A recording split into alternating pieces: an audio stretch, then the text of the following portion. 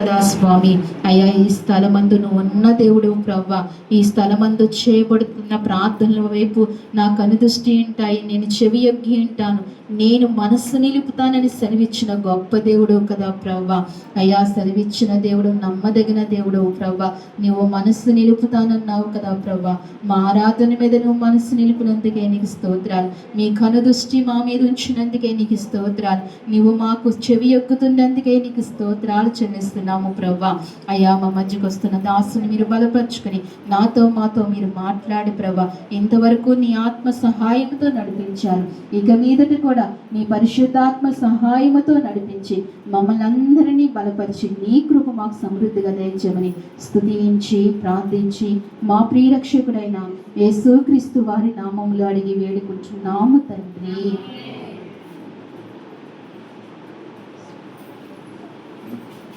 కూర్చున్నాం, కూర్చున్నాం.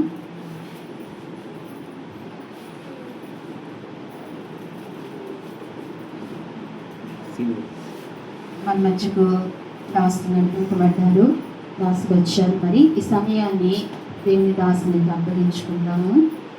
దాసుని ప్రేమపూర్వకంగా ఆహ్వానిస్తున్నానండి. ఈ సమయంలో దేవుని దాసునికి సమయాన్ని అప్పగించుకుందాం. ప్రేమపూర్వకంగా ఆహ్వానిస్తున్నాను. నా దేవునికి అనగా నా ప్రభువుకి కృతజ్ఞతలు. అలాగే పంపిన దైవజనులు ఆత్మీయ తండ్రి శ్రీపాల్ గారికి, అలాగే ఆహ్వానించిన సంఘానికి, సేవకురాళ్ళకు అందరికీ కూడా నా హృదయపూర్వక వందనాలు తెలియజేస్తూ దేవుని వాక్యం వెళదాం.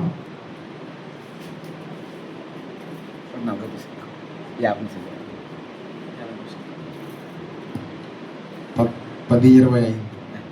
11-10 నిమిషాలు సరిపోతుంది కదా? ఓకే, మంచిది. త్వరగానే ముగిందాం. 50 నిమిషాలు ఇచ్చారు, వీలైతే ఇంకా ముందు మిగించడానికి ప్రయత్నించారు. ఈ కాలము చాలా భయంకరమైన దినాలు. అందుకని యేసుక్రీస్తు ప్రభు వారు వచ్చినప్పటి నుండి కూడా చెప్పబడిన ఒక మాట ఏంటంటే, ఇది కడవరి గడియ అని చెప్పాడు. కడవరి కాలం. పౌలు అన్నాడు, అంచు దినాల్లో అపాయకరమైన కాలంలో వచ్చును అని తెలుసుకున్నాము అని చెప్పాడు. అంటే కాలమే ప్రమాదకరంగా ఉండేటువంటి కాలంలో మనం ఉన్నాం. యేసు ప్రభు వారు అన్నారు, ఆయనను మనిషి కుమారుడు భూమి మీదకి వచ్చినప్పుడు విశ్వాసము కనుగొనునా అని చెప్పారు. అంటే ఒక రకంగా చెప్పాలంటే విశ్వాసము సన్నగిల్లిపోయి లేదా విశ్వాసం తగ్గిపోయి అటువంటి జీవితం అన్నమాట. అలాంటి కాలం, అలాంటి సమయం లేదా అటువంటి తరం. యేసు ప్రభు వారు చాలా సందర్భాల్లో మాట్లాడినప్పుడు ఈ తరము వారిని దేనితో పోల్చేదను అని చెప్పారు.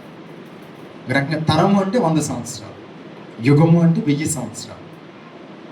అంటే అప్పుడే మరి ఆ తరమే విశ్వాసము లేని తరం అయితే ప్రభు అన్నారు, విశ్వాసము లేని మూర్ఖ తరం వారులారా నేను ఎంతకాలం మీతో కూడా ఉందును అని చెప్పారు.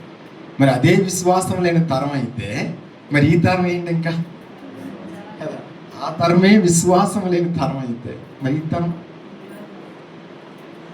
కాబట్టి తరం వెంబడి తరము గతించిపోవచ్చున్నవి అన్నాడు ప్రసంగి. తరంలో మనం విశ్వాసాన్ని కాపాడుకోవాలి, భక్తిని కాపాడుకోవాలి. భక్తిని ఎందుకు కాపాడుకోవాలి అంటే, కాలం ఎలా ఉన్నా, పరిస్థితులు ఎలా ఉన్నా భక్తిని ఎందుకు కాపాడుకోవాలంటే, భక్తి మనల్ని ఏం చేస్తుంది చెప్పన? కాపాడుతుంది. కాబట్టి భక్తిని తగ్గిపోనివ్వకూడదు, విశ్వాసాన్ని తగ్గిపోనివ్వకూడదు, ఆసక్తిని కూడా తగ్గించుకోకూడదు. కానీ పరిస్థితులు ఏం చేస్తాయంటే అన్నిటిని వెనక్కి లాగుతూ ఉంటాయి. పరిస్థితులు ఏం చేస్తాయంటే అన్నిటి నుండి మనల్ని వెనక్కి లాగుతూ ఉంటాయి. అయినా సరే మనం ముందుకే వెళ్ళాలి. పౌలు అన్నాడు కదా, క్రీస్తు యేసునందు ఉన్నతమైన పిలుపునకు కలుగు బహుమానము పొందవలనని గురి యొద్దకే పరిగెట్టుచున్నాను అన్నాడు. అంటే ఎన్ని పరిస్థితులు వెనక్కి లాగినా సరే పౌలు ఏం చేస్తాడంటే ముందుకు పరిగెత్తా వచ్చాడు. ఎప్పుడు కూడా మనం ముందుకు వెళ్లకుండా మన జీవితాల్లో అనేకమి మనం వెనక్కి లాగుతూ ఉంటాం. కానీ ఆనాటి భక్తులను ఏది కూడా వెనక్కి లాగలేకపోయింది. చివరికి మరణము కూడా వెనక్కి లాగలేకపోయింది. మరణం ఉందని తెలిసినా సరే ఆ మరణం వారిని వెనక్కి లాగలేకపోయింది, ముందుకే తీసుకువెళ్ళింది. మనం చూస్తాం కదా, దానియేలు మరణం ఉందని తెలిసిన సరే ముందుకే వెళ్ళాడు, ఎక్కడ వెనక్కి తగ్గల. కానీ ఈరోజు అలాంటి పరిస్థితులు అవసరంలా, చాలా చిన్న చిన్న పరిస్థితులే మనం వెనక్కి లాగుతూ ఉంటాయి. ప్రకటన గ్రంథంలో ఒక మాట ఇలా చెప్పబడింది, చదువుదామా? ప్రకటన గ్రంథం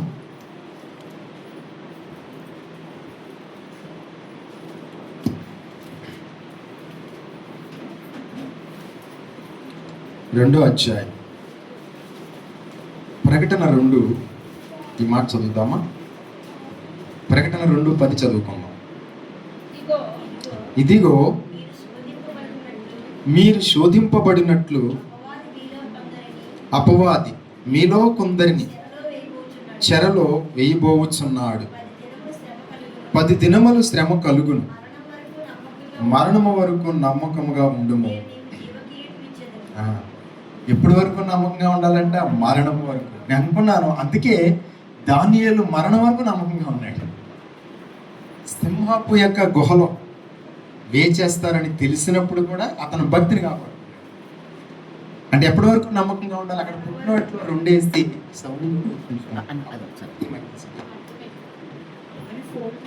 మంచిది. ఇక్కడ ప్రకటనలో రాయబడిన ఈ మాట మనం చదివితే, ఇదిగో మీరు శోధింపబడినట్లు అపవాది మీలో కొందరిని చెరలో వేయబోవచ్చున్నాడు అంటాడు. మీలో కొందరిని, అందరినీ కాదు, కొందరు. ఇంతకీ కొందరు అంటే ఎవరు? కొందరంటే ఎవరంటే ముందుకు పరిగెత్తేవాడు. అందరూ పరిగెడుతున్నారు. కొంతమంది సమస్యలను బట్టి, ఉదాహరణకి పరుగు పందెంలో వెళ్ళే ఇతర వ్యక్తిని చూద్దాం. వాళ్ళ శరీర బలహీనతను బట్టి 10 మంది బయలుదేరారు అనుకోండి పరుగు పందెంలోకి, కొంతమంది వెనక్కి తగ్గుతూ ఉంటారు. అంటే శరీర యొక్క బలహీనతలను బట్టి. కొంతమందికి వాళ్ళలో కూడా ఆ శరీర బలహీనతలు వస్తాయి, కానీ దాన్ని అధిగమించి వాళ్ళు ముందుకు పరిగెడుతూ ఉంటారు. అటువాడు పరుగు పందెంలో గెలుస్తాడు కదా. ఒకడు బాగా పరిగెడతాడు, ఇంకొకడు కొంచెం తగ్గుతాడు, ఇంకొకటి తగ్గుతాడు, ఇంకొకటి తగ్గుతూ ఉంటాడు. దేన్ని బట్టి? శరీరం అలసిపోద్ది అనమాట ముందుకు వెళ్ళేటప్పుడు. అప్పుడు ఏం చేస్తాడు? వెనక్కి తగ్గుతాడు. కాబట్టి ఇక్కడ ఏమన్నాడంటే భక్తుడు, మీలో కొందరు అన్నాడు. అని అందరినీ వేయడనమాట. కొందరు. ఆ కొందరు ఎవరో చెప్పన? భక్తిని కాపాడుకునేవారు, విశ్వాసాన్ని కాపాడుకునేవారు.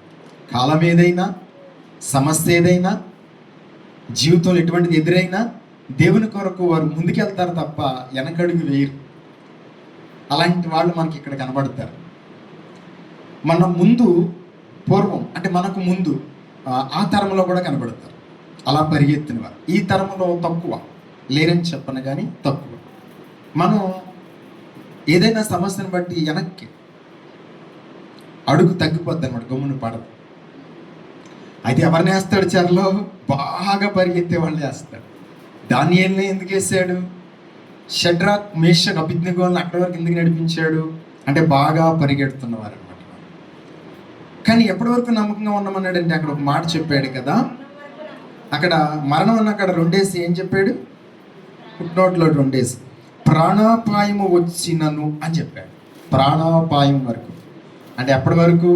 కానీ ఈయనతో ఉన్న ఇబ్బంది ఏంటంటే యేసుప్రభు వారితో ఆ చివరి సమయం వరకు రాడు ఆయన. లాస్ట్ మినిట్ వరకు రాడు. ఈ లోపల తేలిపోతూ ఉంటుంది విశ్వాసం. అయినను మనుష్య కుమారుడు భూమి మీదకి వచ్చినప్పుడు విశ్వాసమును కనుగొనునా అని చెప్పాడు. భూమి మీద మనిషి కుమారుడు భూమి మీదకి వచ్చినప్పుడు విశ్వాసము కనుగొనునా అని చెప్పాడు. భూమి అంటే హృదయం. భూమి అంటే హృదయం అన్నమాట. యేసుప్రభు వారు అక్కడి నుండి భూమి మీదకి వచ్చాడు. అది ఒక విషయం. రెండో విషయం ఏంటంటే ఈ భూమి మీదకి వచ్చిన దేవుడే ఈ భూమి మీదకి రావాలి, హృదయం అనే భూమి మీదకి రావాలి. అయినను మనుష్య కుమారుడు భూమి మీదకి వచ్చినప్పుడు విశ్వాసమును కనుగొనునా అని చెప్పాడు. కాబట్టి ఎప్పటి వరకు అంటే ప్రాణాపాయం వచ్చే వరకు అని. ప్రాణాపాయం వచ్చేంత వరకు కూడా ఆయన రాడు. నిర్గమాకాండంలో ఒక మాట అంటాడు. నిర్గమాకాండం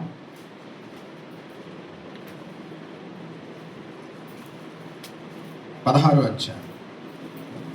నిర్గమాకాండం 16వ అధ్యాయము మనం చదివితే ఒక మాట ఎలా రాయబడి ఉంది, ఆ మాట చదువుతాం. నిర్గమాకాండం 16వ అధ్యాయము, ఈ మాట చదువుకుందామా? 4వ వచనం చదువుకుందాం. 16:4 నిర్గమాకాండం.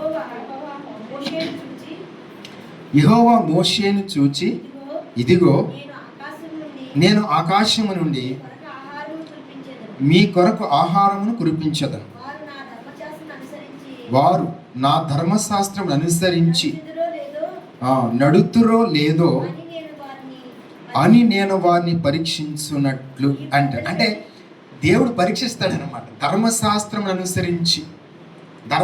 అనుసరించి నడవాలట. క్రైస్తవ జీవితంలో అందుకే శ్రమలు, అందుకే ఇబ్బందులు, అందుకే బాధలు వస్తాయి. ఎందుకంటే ధర్మశాస్త్రాన్ని అనుసరిస్తారా, ధర్మశాస్త్రాన్ని విడిచి తిరుగుతారా? ఇప్పుడు దానియేలు ఏదేమైనా ధర్మశాస్త్రాన్ని ఎక్కడ విడిచిపెట్టలా, ఆయన ధర్మశాస్త్రాన్ని అనుసరించి జీవించాడు. అలాగే షడ్రాక్, మేషక్, అబేద్నెగోలు కూడా ధర్మశాస్త్రాన్ని విడిచిపెట్టలేదు వాళ్ళు. ఇప్పుడు రాజు ప్రతిమం నిలబెట్టి ఈ ప్రతిమంకు నమస్కరించు, లేదా ఎవడైతే నమస్కరించలేదో వారిని అగ్నిగుణంలో పడేస్తాను అన్నప్పుడు వారు ధర్మశాస్త్రాన్ని అనుసరించారు. ఎలాగంటే పైన ఆకాశం అందే కానీ, కింద భూమి అందే కానీ, భూమి కింద ఉన్న నేల అందే కానీ దేనిని రూపముగా చేసుకుని సాగిన పడకూడదు. దేవుడికి మాత్రం నమస్కరించాలి. అందుకే ప్రాణం పోయినా పర్వాలేదు కానీ నువ్వు నిలబెట్టిన ప్రతిముఖమేమో నమస్కరింపము అంటే వీళ్ళు ఏం చేశారు? ధర్మశాస్త్రాన్ని. సరే, ధర్మశాస్త్రాన్ని అనుసరిస్తున్నారు కాబట్టి వెంటనే దిగిరావచ్చు కదా. ప్రకటన గ్రంథం 2:10 ప్రకారం ప్రాణాపాయం వచ్చినను అన్నాడు. అందుకని షడ్రాక్, మేషక్, అబేద్నెగోలు ఏమన్నారంటే, రాజా, ఇందుని గురించి నీకు ప్రత్యుత్తరం ఇవ్వవలన సందేశము లేదా చింత మాకు లేదు. నువ్వు పడవేయబోతున్న అగ్నిగుండంలో నుండి మమ్మల్ని రక్షించుటకు మా దేవుడు సమర్థుడు. ఒకవేళ తప్పించకపోయినను అన్నారు. సరే, తప్పించకపోతే పోతాం అనుకున్నారు వాళ్ళు. సరే, ఓకే, అవును, ఏదైనా కానీ ధర్మశాస్త్రాన్ని ఎక్కడ విడిచిపెట్టలా. ధర్మశాస్త్రం ఏంటి? ఆయనకి తప్ప వేరొక దేవునికి నమస్కరింపకూడదు. సాతాను లేదా అపవాది యేసుప్రభు దగ్గరికి వచ్చి అన్నాడు. ఏమన్నాడంటే, ఈ లోక రాజ్యముల మహిమలన్నీ నీకు చూపించి నువ్వు నాకు మ్రొక్కితివా, ఇవన్నీ నీకు ఇచ్చేస్తానన్నాడు. అప్పుడు యేసుప్రభు వారు ధర్మశాస్త్రాన్ని ఇంకొక మాట చెప్పారు. ఏం చెప్పారు కదా? నీ దేవుడైన యెహోవాకు లేదా నీ దేవునికి మాత్రమే మొక్కవలెను, దేనికి ఎవరికి మొక్కకూడదని రాయబడి ఉన్నది అని లూకాసు వార్త 4వ అధ్యాయము 5వ వచనం, 4, 5, 6 వచనాల్లో సంభాషణ రాయబడి ఉంటుంది. అక్కడ చెప్పారు. అంటే యేసుప్రభు వారు ఏం చేస్తున్నారు? ధర్మశాస్త్రాన్ని అనుసరిస్తున్నారు. ధర్మశాస్త్ర అనుసారంగానే వెళతాం. సో ఎప్పుడైతే ధర్మశాస్త్రం మనం అనుసరిస్తామో మనకు భూమి మీద ఏమొస్తాయి చెప్పిన? శ్రమలు, ఇబ్బందులు, ఇరుకులు, బాధలు వస్తూ ఉంటాయి. కానీ ధర్మశాస్త్రాన్ని ఎక్కడ విడిచిపెట్టకూడదు. కానీ ఎందుకు ఆ సమస్యలు మనకు ఎదురవుతాయి భూమి మీద అంటే, ఇక్కడ నిర్గమకాండంలో ప్రభు అంటున్నాడు, వారు నా ధర్మశాస్త్రం అనుసరించి నడుతురో లేదో అని చెప్పాడు. నిర్గమకాండం 16:4 ప్రకారము అక్కడ 2వ మాటలో రాయబడింది, వారు అన్నాక వారు నా ధర్మశాస్త్రం అనుసరించి నడుతురో లేదో. ఆయనకు అనుమానం అన్నమాట, సందేహం, ఎంతవరకు ధర్మశాస్త్రాన్ని అనుసరిస్తారు అసలు వీళ్ళు. కాబట్టి మన ఇప్పుడున్న ప్రజలు, భక్తులు అందరూ ధర్మశాస్త్రాన్ని అనుసరించి నడుస్తున్నారంటారా? ధర్మశాస్త్రాన్ని అనుసరించి అంటే ధర్మశాస్త్రం అంటే దేవుని వాక్యం, దేవుని నీతి, దేవుడు చెప్పింది చెప్పినట్లుగా చేయటం, కుడికైనను ఎడమకైనా తొలగిపోకుండా. కానీ అలా ధర్మశాస్త్రం అనుసరించాలంటే చాలా శ్రమలు వస్తాయి భూమి మీద. అలాగే శ్రమలు వచ్చిన భక్తుల్ని మనకు చాలా మందిని చూపించాడు బైబిల్లో. నువ్వు ధర్మశాస్త్రం అనుసరిస్తే ఈ విధముగా ఉంటుందని దానియేలుకు తెలుసు. ఆ దానియేలు జీవితంలో చూసాం, షడ్రాక్, మేషక్, అబేద్నెగోల జీవితంలో చూసాం. అలాగే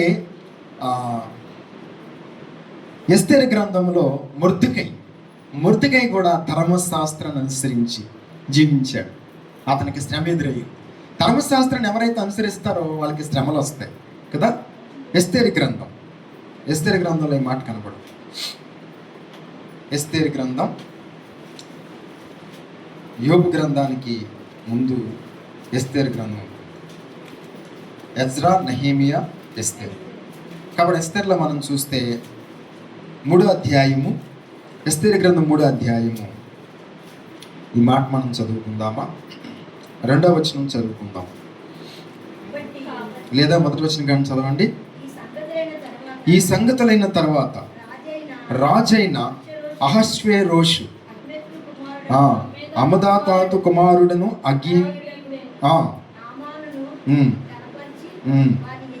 వానిని హెచ్చించి వాని పీఠమును తన దగ్గరనున్న అధిపతులందరికంటే ఎత్తుగా నుంచెను.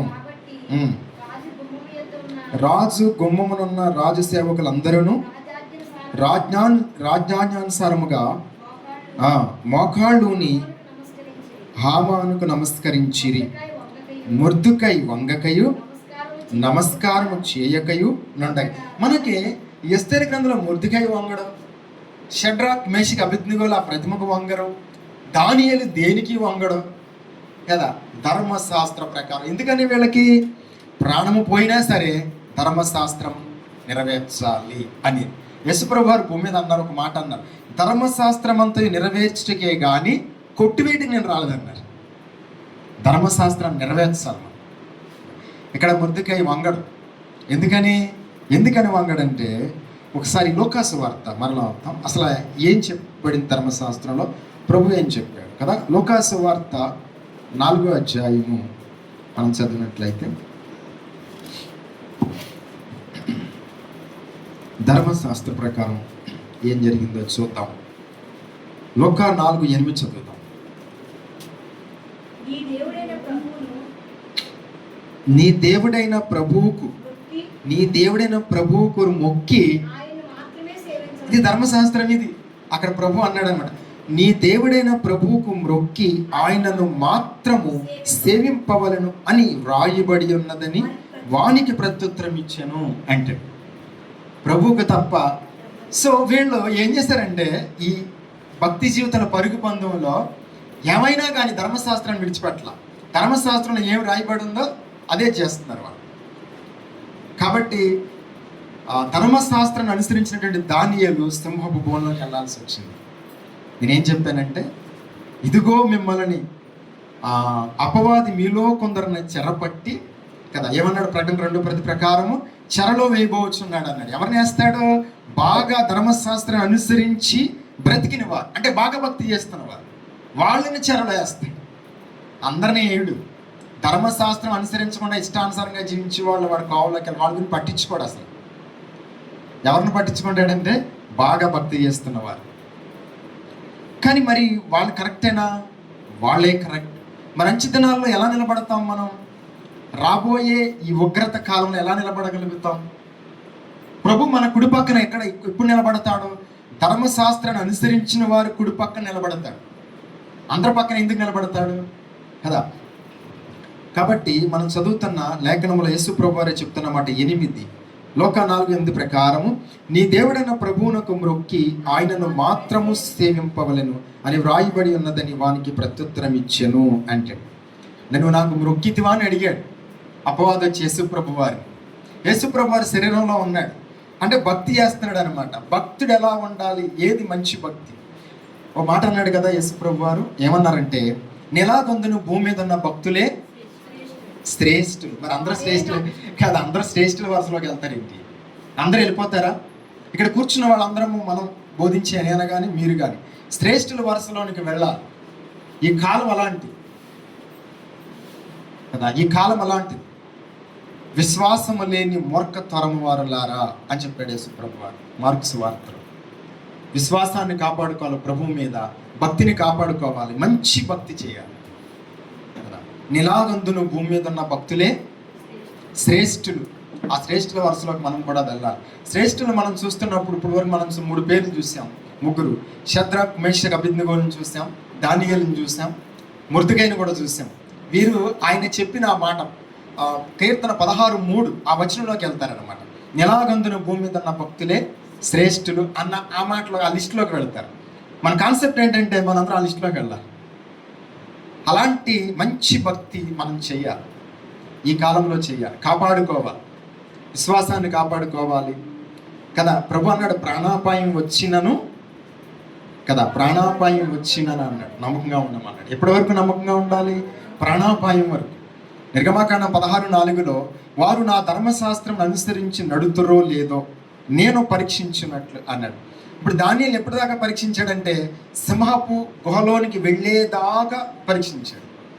లాస్ట్కి వెళ్ళిపోయి సింహం వచ్చి ఇంకా ఎదురుగా నిలబడికి తినేయడానికి సిద్ధంగా ఉన్నప్పుడు అప్పుడు పరీక్ష పూర్తయింది అనమాట. ఓకే, గెలిచాడు అనుకున్నాడు. మరి షడ్రక్ మేషక్ అబేద్నెగోలను ఎప్పటిదాకా పరీక్షించాడు? అగ్నిగుండంలో పడేసేయాలి లోపల. అప్పుడు వచ్చాడు. అంతవరకు రాలా. అసలు ఎప్పుడు రావచ్చు అంటే, రాజా నీ ప్రతిముఖ మేము నమస్కరించాలన్నప్పుడు వచ్చేయాలి. అప్పుడు కూడా ఇంకా పరీక్షలోనే ఉన్నారు వాళ్ళు. మరి ఆనాటి ఆ భక్తులే ఆ పరీక్షలో ఉంటే ఈనాడు మనము ఎంతవరకు ఉంటాం? నిలబడతామా? మనం అసలు నిలబడతాం అంటారా? నిలబడము కాదు, నిలబడాలి, ప్రయత్నం చేయాలి కదా.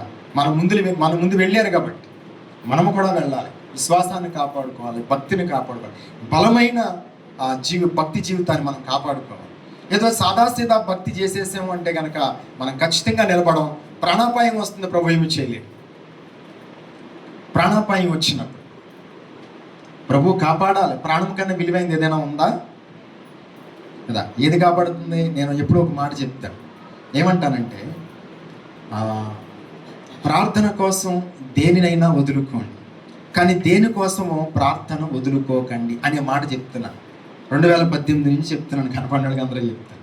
ఏమని చెప్తానంటే, ప్రార్థన కోసం ఏదైనా వదులుకోండి, కానీ దేనికోసమో ప్రార్థన వదులుకోకండి అని చెప్పి. ఎందుకని నువ్వు దేనికోసం అయితే ప్రార్థన వదులుకున్నావో అది నీ ప్రాణాన్ని కాపాడదు కనుక. కాపాడుతుందా భూమి మీద? సరే, మన శరీరంలో ఒక అవయవాన్ని కాపాడుతుందా?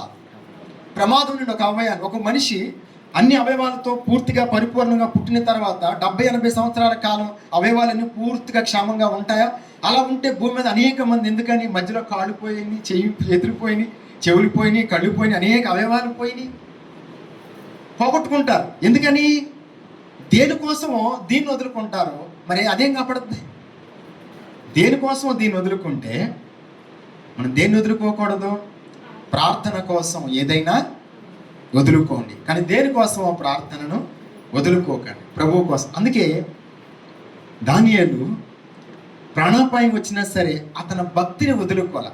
ఇట్టి శాసనము సంతకము చేయబడినని దానియేలు ఎరిగి ఉండియు కూడా యథాప్రకారం మేడపై గదిలోనికి వెళ్ళి కిటికీ తలుపులు యెరూషలేము తట్టు తెరిచి ఉండగా మోకాళ్ళుని తన దేవుని ప్రార్థించుచు స్తుతించుచు బ్రతిమలాడుచు వచ్చాడు. ఎందుకని దానియేలు ఏమనుకున్నాడంటే, ఏది లేకపోయినా సరే పర్వాలేదు, ఈయన లేకపోతే నా కాలు ఉంటుందా, చెయ్యి ఉంటుందా, ప్రాణం ఉంటుందా, నేను ఎంతవరకు ఉంటాను, ఈయన లేకపోతే ఎంతవరకు ఉండగలుగుతాను, ఏది నన్ను ఆపుతుంది కదా. 121వ కీర్తన 7వ వచనం 2nd లైన్లో ఏమని రాయబడి ఉంది?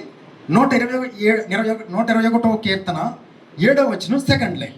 121వ కీర్తన 7వ వచనం 2nd లైన్, ఆయన నీ ప్రాణమును కాపాడు అని రాయబడి. అక్కడ ఏం రాయబడింది చెప్పనా? ఆయన నీ ప్రాణమును కాపాడు. 127 2nd లైన్లో ఏముందమ్మా? అంతే, అదే కావమ్మా. 121 7 2nd లైన్లో ఆయన నీ ప్రాణమును. మరి ఇప్పుడు భక్తి కోసం దేన్నైనా వదిలేయాలి. మీకు తెలుసా, కొంతమంది హాస్పిటల్ వదిలేస్తారు. అంటే వాస్తవానికి డాక్టర్ డేట్ ఇస్తాడు, ఇప్పుడు నీకు ఆపరేషన్ చేస్తాను, లేదా ఇప్పుడు నీకు వైద్యం చేస్తాను, నీకు అపాయింట్మెంట్ ఇచ్చాను. నిజమైన భక్తుడు ఏం చేస్తాడంటే, ఇప్పుడు నాకు ప్రార్థన ఉంది, అపాయింట్మెంట్ తర్వాత ఇస్తే లేకపోతే లేదంటే వచ్చేస్తాడు కదా. ఏది ప్రాముఖ్యమైంది కదా? దేవుని సమయము ప్రాముఖ్యమైనది, దేవునికి ఇచ్చేది. ఎందుకని? ఆయన నీ ప్రాణమును అలా ఎందుకన్నాడు అక్కడ? ఆయన నీ ప్రాణమును కాపాడని ఎందుకన్నాడు అంటే, ప్రాణము కాపాడబడదు, ఎప్పుడైనా తీసేయబడుతుంది కాబట్టి. హల్లెలూయా, హల్లెలూయా. ప్రాణం ఎప్పుడు దాకా ఉంటుంది? గ్యారంటీ. ఇప్పుడు నేను ఉన్నాను కదా, మళ్ళీ నేను వస్తానని గ్యారంటీ ఉందా? మీరు చెప్పగలరా? నేను చెప్పగలనా? ఏం చెప్తాడు? మళ్ళీ ఇంకోసారి వస్తానని ఏం చెప్తాడు? ఎందుకని? ఆయన నీ ప్రాణమును కాపాడు, ఆయన నీ అవయవాలను కాపాడును, ఆయన నీ జీవితాన్ని కాపాడును, ఆయన నీ కాళ్ళు చేతులను కాపాడు. అన్నీ బాగుండాలి కదండి. ఇప్పుడు అన్నీ బాగున్నాయి కాబట్టి చక్కగా వచ్చేసాను. మరి ఏదైనా ఒకటి మిస్ అయితే ఏంటి పరిస్థితి? ఏమండి, ఇప్పుడు ఈ రెండు ఏదైనా మిస్ అయితే పరిస్థితి ఏంటి? మిస్ అవుతాం అని గ్యారెంటీ ఏమైనా ఉందా? ఉందా? భూమి మీద ఉందా? లేదు కదా, లేదు. ఈయన గ్యారెంటీ ఇవ్వగలరు. అందుకని దేనికోసమో ప్రార్థన వదులుకోకూడదు. ప్రార్థన కోసం ఏదైనా అంటే అర్థం ఏంటి? ప్రాణమైన దానియేలు ఏం చేశాడు? ప్రాణం వదిలేయడానికి సిద్ధపడ్డాడు కదా. అరే ఇదే నేను కొత్త వింతని విషయం చెప్పడం, పెద్ద వాక్యం ఏదో ప్రత్యక్షత తీసుకొచ్చి ఏదో చెప్పేట్లా, చాలా సింపుల్, వెరీ సింపుల్ లాజిక్. దానియేలు ప్రాణాన్ని సైతము వదిలేయటానికి సిద్ధపడ్డాడు. ఎందుకని? ఆయన నీ ప్రాణమును కాపాడు. 121 సెకండ్ లైన్ ప్రకారం ఆయన ఈ మాటలు నన్ను పట్టుకుంటాయి. ప్రభువా, ఏదైనా వదులుకోవచ్చు కానీ భూమి మీద దేనికోసమో ప్రార్థన వదలకూడదు, దేనికోసమో దేవునికి ఇచ్చే సమయాన్ని వదులుకోకూడదు, దేనికోసమో నా ప్రార్థన మానేయకూడదు, దేనికోసమో మందిరాన్ని మానేయకూడదు, దేనికోసమో నేను వాక్యం చదవడం మానేయకూడదు, ఏది మానకూడదు. ఎందుకని? ఈయనే కాపాడుతాడు కాబట్టి. కాపాడువాడు ఎక్కడ ఉంటే దేనికోసం పరుగులు పెడతాం ఏంటి, మనం దేనికోసమో వెళతాం ఏంటి? ఈయనే కదా కాపాడుతాడు. ఈయన లేకుండా ఎవరైనా భూమి మీద, ఇప్పుడు నా ఇన్ని సంవత్సరాలు నా జీవితంలో క్షేమంగా ఉన్నాను అంటే కనుక 2-3 రోజుల కిందట పైనుంచి పడిపోయాను, ఇంచుమించు 10 అడుగులు పైనుంచి పడిపోయాను. ఇక్కడ దెబ్బ తగిలింది, ఇప్పుడు పెయిన్ ఉంది, వచ్చాను. అసలు ఆ 10 అడుగుల హైట్ నుంచి పడిపోయానంటే ఎక్కడ ఉండాలి? హాస్పిటల్లో బెడ్ మీద ఉండాలి, హాస్పిటల్లో బెడ్ మీద ఉండాలి. ఆ తర్వాత శారది గారికి తెలుసుకుని హాస్పిటల్లో ఉన్నారంటే శ్రీని గారిని రావాలి. ఇంచుమించు 10-12 అడుగుల హైట్ నుంచి పడిపోయాను. పడిపోయిన తర్వాత ఇక్కడ దెబ్బ తగిలి కొద్దిగా పెయిన్గా ఉంది. అయినా ఇలా మీ మధ్యకి వచ్చి కాళ్ళు చేతులు బాగుండి వాక్యం చెప్పగలుగుతున్నానంటే ఆయన నీ ప్రాణమును కాపాడు, ఆయన నీ అవయవాలను కాపాడు, ఆయన నీ కాళ్ళు చేతులను కాపాడు, ఆయన నీ కళ్ళు కాపాడు. సూపర్. అంటే 70-80 సంవత్సరాలు సగం పోయి సగం ఉండి బతికితే ఏంటి ఉపయోగం? ఏమండి, ఓ కాలు పోయి చెయ్యిపోయి అదేంటంటే అలాగే అంటారు, అందరూ బతుకుతలేదని మీరు అంటారేమో. ఓకే, దేవుని కృపలు బాగానే ఉన్నారు, మరి పోయిన వాళ్ళ సంగతి, మరి పోయే సంగతి ఏంటి కదా? అంటే నేనేం నమ్ముతానంటే దేవుని కృప వలననే. హల్లెలూయా, హల్లెలూయా. ఇక్కడున్న మనందరం కాళ్ళు చేతులు బాగున్నాయా? హల్లెలూయా, దేవునికి మహిమ కలుగునుగాక. హల్లెలూయా. కొంతమంది మా సంఘాల్లో ఉన్నారు, మంచానికి పరిమితమై ఉన్నారట. వాళ్ళని జ్ఞాపకం చేసుకుంటాను. నేను అనుకుంటాను, ప్రభువా, భూమి మీద ఉన్నంతకాలం నా పనులు నేను చేసుకోవాలి. ప్రతి వ్యక్తి తన పనులు తను చేసుకోవాలంటే ఏం కావాలి? ఆయన నీ ప్రాణమును కాపాడును, అక్కడ నీ కాలు కాపాడును, నీ చేతులను కాపాడును, నీ కళ్ళను కాపాడును, నీ అవయవాలను కాపాడును. ప్రతి అవయవాన్ని భూమి మీద జీవించినంతకాలం కాపాడువాడు ఈ దేవుడే. హల్లెలూయా, హల్లెలూయా. ఈ దేవునికి మనం మొదటి స్థానం ఇవ్వాలి, మన భక్తిని కాపాడుకోవాలి. మొదట ఎక్కడికి వెళ్తాం? ప్రభు దగ్గరికి వెళ్తాం. పనికి వెళ్తావా? ప్రభు దగ్గరికి వెళ్తావు, ప్రభు దగ్గరికే వెళ్తాను. బ్యాంక్కి వెళ్తావా? ప్రభు సన్నిధికి వెళ్తాను, ప్రభు దగ్గరికే వెళ్తాను. హాస్పిటల్కి వెళ్తావా? ప్రభు సన్నిధికి వెళ్తాను, ప్రభు సన్నిధికే వెళ్తాను. తర్వాత వెళ్తానని చెప్పాలి. మరి తర్వాత నువ్వు ఉండవంటే దేవుడు చూసుకుంటాడు. దానియేలును నువ్వు ఉండవు అన్నారు. దానియేలుతో ఏమన్నారంటే నువ్వు ఉండవు అన్నారు. సరే అయితే ఉండకపోయినా పర్లేదు, నేను మాత్రం అదే చేస్తానన్నాడు. ఎవరైనా నీ నామం బట్టి ప్రార్థన చేస్తారో వారు సింహపు యొక్క బోన్లే వేయబడును అని చెప్పేసి సంతకం చేసేసాడు రాజు. అది రిలీజ్ అయిపోయింది, ఆల్రెడీ ఆజ్ఞ జారీ అయిపోయింది. అప్పుడు ఏమవుద్ది? ప్రాణం పోద్ది. అవేమనుకున్నాడంటే పర్వాలేదు, ఇక్కడికే వెళ్తాను. ఎందుకని? ఆయన నీ ప్రాణమును కాపాడాను అంటే ఈయనే కాపాడుతాడు. ఈయన లేకుండా ఇది భక్తిని కాపాడుకోవడం అంటే. ఈయనకి మొదటి స్థానం, ప్రథమ స్థానం జీవితంలో. మనకంటే దేనికంటే ప్రథమ స్థానం చెప్పనా? మన ప్రాణానికంటే. నాకంటే ఎక్కువగా తల్లినైనను, తండ్రినైనను, అన్నదమ్ములనైనను, అక్క చెల్లెలనైనను ప్రేమించిన వాడు నాకు పాత్రుడు కాడు. ఎందుకని? మరి వాళ్ళని ప్రేమించాడు, ఈయన ఎందుకు వస్తాడు? మరి వాళ్ళ ప్రాణాన్ని కాపాడతారా? వాళ్ళు నీ జీవితాన్ని కాపాడతారా? నీ ప్రమాదాన్ని కాపాడతారా? నువ్వు ఎక్కడో ఉంటావు. చాలామంది ఇంట్లో చెప్పి మళ్ళీ వస్తానని ట్రైన్కి ప్రయాణం ఎక్కడికో వెళ్తాడు, ఇంటికి వస్తాడంటారా? వచ్చిన వాళ్ళు ఉన్నారా? రాని వాళ్ళని నేను చూపించిన రాని వాళ్ళని అనుకుంటాం. ఒకసారి ఒంటరిగా ఎక్కడికి వెళ్ళిపోతాం కదా, అందుబాటు లేకుండా, అక్కడ ఏమీ లేకుండా ఇదయ్యామనుకోండి, ఇంటి వాళ్ళు కౌరు కూడా తెల్దాం. హల్లెలూయా, హల్లెలూయా. ఇంటి వాళ్ళు కౌరు కూడా తెలదండి. ఎంతోమంది నేను చూశాను ఇలా వెళ్ళిన తర్వాత. అందుకే అన్నాడు 121 నీ రాకపోకలేంది యెహోవా నిన్ను, నీ రాకపోకలేంది యెహోవా నిన్ను కాపాడునుగాక. ఊరికినే కాదు, రాకపోకలంటే అది సాధారణ విషయం ఏంటి? బళ్ళి మీద అది రాసుకుంటారు సింపుల్గా. అంత సింపుల్ మాట ఏం కాదు. నీ రాకపోకలేంది యెహోవా నిన్ను కాపాడునుగాక. తరతరముల నుండి ప్రభువా మాకు నివాస స్థలము నీవే. ఎక్కడి నుండి వచ్చాము? ఎక్కడికి వెళ్ళాలి మనం? దేవుని యొద్ద నుండి వచ్చాం, మళ్ళీ దేవుని యొద్దకే వెళ్ళాలి. ఈ రాకపోకలేంది దేవుడు మనల్ని కాపాడాలి. లేకపోతే మార్గం తప్పిపోయి అపవాదికి అతని దూతలకి ఏర్పాటు చేసిన నిత్యాజ్ఞలోకి వెళ్ళిపోతాం. ఇది రాకపోకలు. అక్కడి నుంచి రావాలి, మళ్ళీ అక్కడికే వెళ్ళాలి. నరుని ఆత్మ యెహోవా పెట్టిన దీపం. రాకపోకలేని యెహోవా నిన్ను కాపాడును గాక అంటే ఈ రాకపోకలో ఎంత ప్రమాదం ఉంది, ఎంత జీవితం ఇది. నువ్వు కాపాడబడాలి. 70-80 సంవత్సరాల ఈ ప్రాణాత్మ దేహములు అవయవాలు ఎన్ని కాపాడబడాలి. ఆత్మకు సామాన్య విషయమా? భక్తి తేలిగ్గా తీసుకోవడానికి, భక్తి సింపుల్గా తీసుకోకూడదమ్మా. భక్తి అనేది రోషము కలిగి జీవించాలి. ప్రభు కొరకు రోషము కలిగి బ్రతకాలి. ఏలియా రోషం కలిగి బ్రతికాడు. సాధారణ విషయం ఏం కాదు కదా, అంత అద్భుతంగా భక్తి జీవితాన్ని కాపాడుకోవాలి. కాబట్టి యేసు ప్రభు వారు చెప్పబడిన మాట ఏమిటంటే 4వ అధ్యాయం 8వ వచనం ప్రకారం నీ దేవుడైన ప్రభువునకు మ్రొక్కి ఆయనను మాత్రమే సేవింపబలను అని రాయబడి ఉన్నది అని మనం చదివితే, అక్కడ 5వ వచనం చదివితే ఇలా రాయబడి ఉంది. లోక 4:5, లోక సువార్త 4వ అధ్యాయం 5వ వచనం. అప్పుడు అపవాది ఆయనను తీసుకుని పోయి భూలోక రాజ్యములంటే ఒక్క నిమిషంలో ఆయనకు చూపించి, ఈ అధికారమంతయు ఈ రాజ్య మహిమయు నీకిత్తును, అది నాకు అప్పగింపబడి ఉన్నది, అది ఎవరికి నేను ఇయ్యి గోరుతునో వానికి ఇత్తునా అన్నాడు కదా. ఆడికి అంత అధికారం అంతా ఆడి చేతిలో ఉంది భూమి మీద. అందుకే చాలామంది ధనవంతులు ఉన్నారు భూమి మీద. ప్రధానమంత్రులను చేయగలడు, ఎంపీలను చేయగలడు, ఎమ్మెల్యేలను చేయగలడు కదా, రౌడీల్ని గుండాలను కూడా అందరం ఎక్కించగలుగుతాడు, విస్తారమైన ధనాన్ని అన్నీ ఇవ్వగలుగుతాడు. ఎందుకని? లోకాధికారి, లోకరాజ్యం అంతా ఆడి చేతిలో ఉంది. సరే, ఆడి గురించి యేసుప్రభు ఒక మాట చెప్పారు, చెప్పనా? ఆడి గురించి ఒక మాట చెప్పారు మత్తయి సువార్త.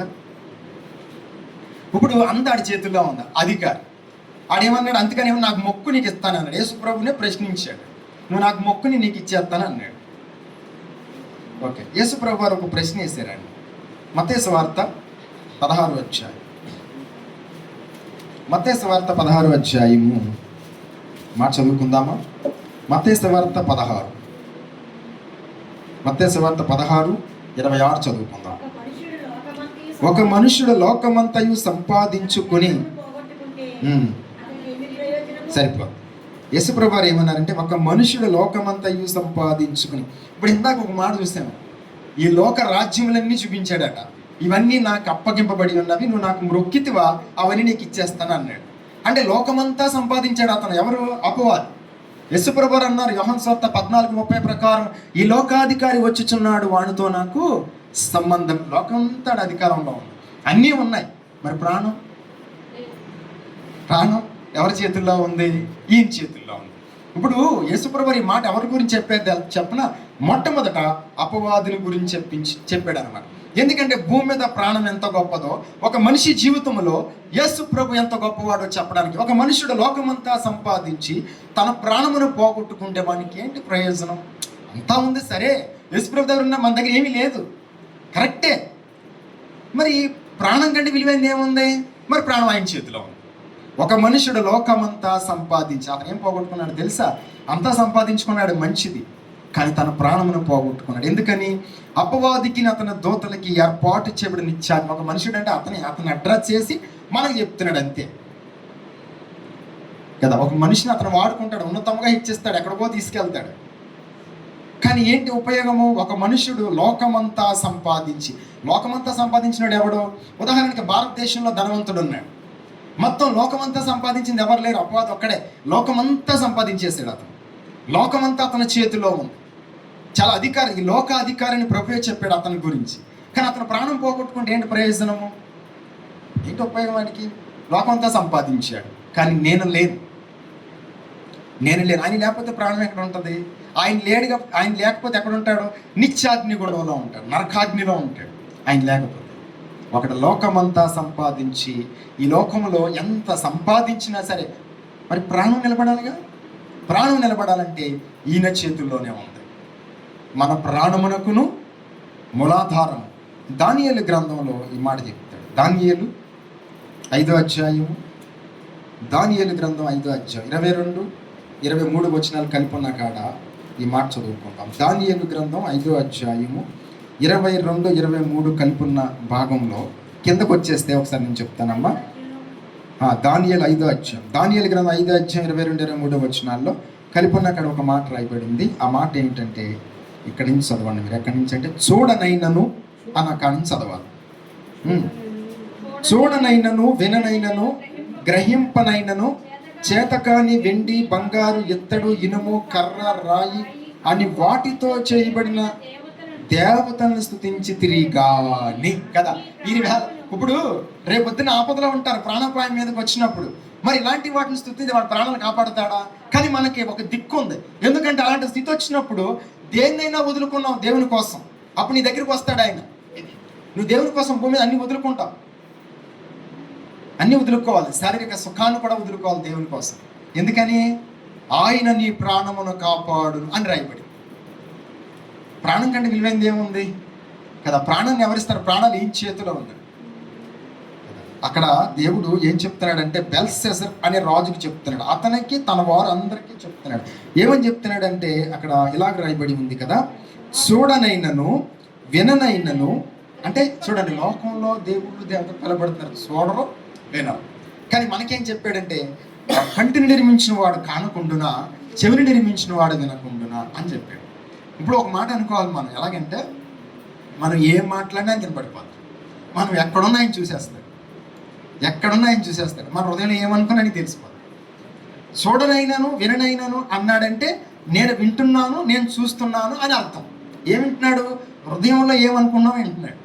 ఎక్కడున్నావు రహస్యంలో ఉండి ఎవరికి కనపడకుండా ఏం చేస్తున్నావు చూస్తున్నాడు ఈ దేవుడు కదా. అక్కడ బెల్షస్సర్ అనే రాజుతో చెబుతూ ఆయన అంటున్నాడు, చూడనైనను విననైనను గ్రహింపనైనను చేతకాని వెండి బంగారు ఇత్తడి ఇనుము కర్ర రాయు అని వాటితో చేయబడిన దేవతలను స్తుతించి తిరిగాని నీ ప్రాణమును నీ సకల మార్గములు ఏ దేవుని వశమునున్నావో ఆయన నీవు ఘనపరచలేదు. హల్లెలూయా, హల్లెలూయా.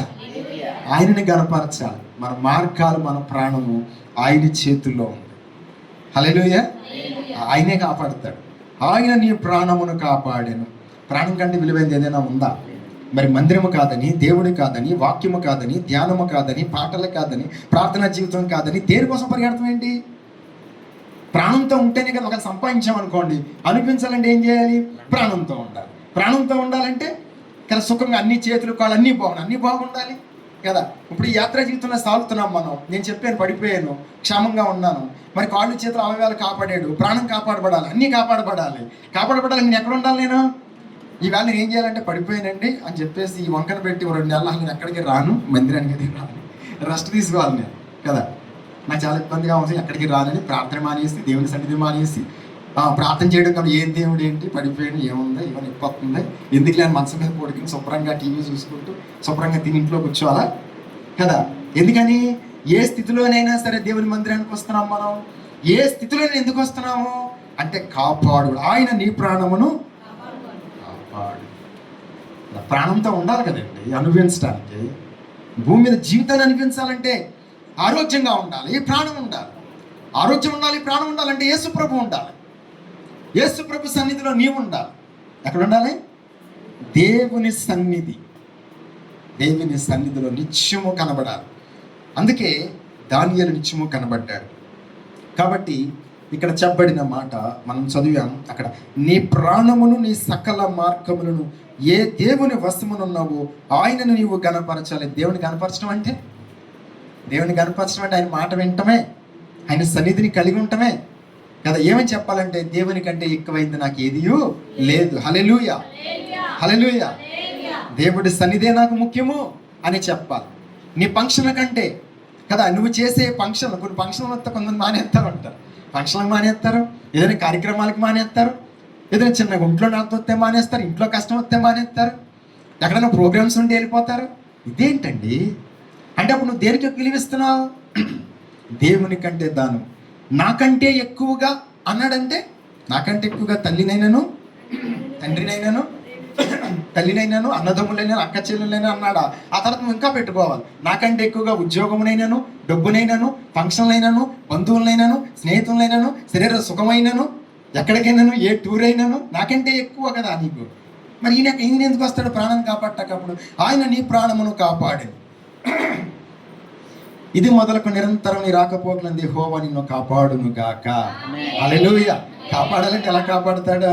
దీనికి నువ్వు మొదట ప్రాముఖ్యత ఇచ్చినప్పుడు, దీనికి మొదటి స్థానం వేసినప్పుడు, జీవితంలో ఫస్ట్ ఏం పెట్టాలంటే దేవుణ్ణి పెట్టాలి.